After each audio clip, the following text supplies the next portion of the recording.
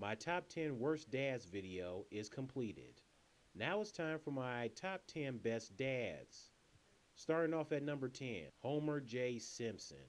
Some people probably don't think he's considered a good father due to him strangling Bart, him being lazy and ignorant to the world around him. But Bart is a brat. His name spelled backwards is Brat. So maybe Homer strangles him because of his brattiness, even though strangling is not the answer. I think Homer is a better father than Peter. At least Homer doesn't treat Maggie or Lisa like crap. Homer doesn't go around calling Lisa ugly or telling her to shut up for no reason, or grabbing Lisa's head to his butt, then letting out a fart like Peter does to Meg. Homer at least tries since he is very protective of Bart and Lisa. He would put Lisa's happiness above anything else. Homer and Maggie share a special father-daughter bond, though they don't communicate well. Number 9, Dan Connor Roseanne. Dan is the easygoing, loving family man who is a much more laid back and better getting along with than Roseanne. Also acts like a realistic and normal working class father. Number 8, Bob Belcher of Bob's Burgers. Bob tries his best to balance out his restaurant life and be a good dad and husband as he continues to be a hardworking family man. Bob is also one of the most realistic and normal cartoon dads out there. Number 7, Professor Utonium. He may be overprotective of his girls, but he is a very affectionate and supportive father who loves Blossom, Bubbles, and Buttercup, plus will be there to give them helpful advice or when they're down in the dumps to make them feel better.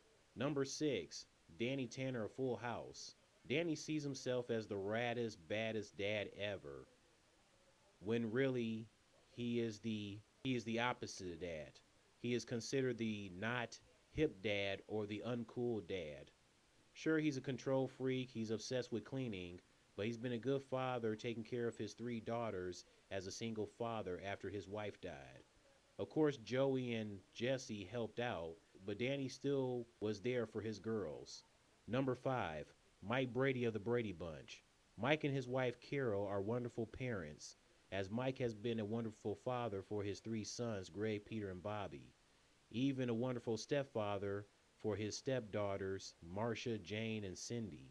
Number 4, Carl Winslow of Family Matters. He's a hardworking, humble police officer who takes his role as the breadwinner of the household very seriously. Although his ego gets him into trouble. Watch that ego, Carl. Number 3, Philip Banks of The Fresh Prince of Bel-Air. Philip Banks is a very protective, honorable, and caring guy who was a better father figure for Will than Will's actual biological father. Number 2, Dr. Heathcliff Huxtable, portrayed by the legendary Bill Cosby. He's a very eccentric and silly who is also a very kind-hearted and a dedicated father with a strong sense of humor.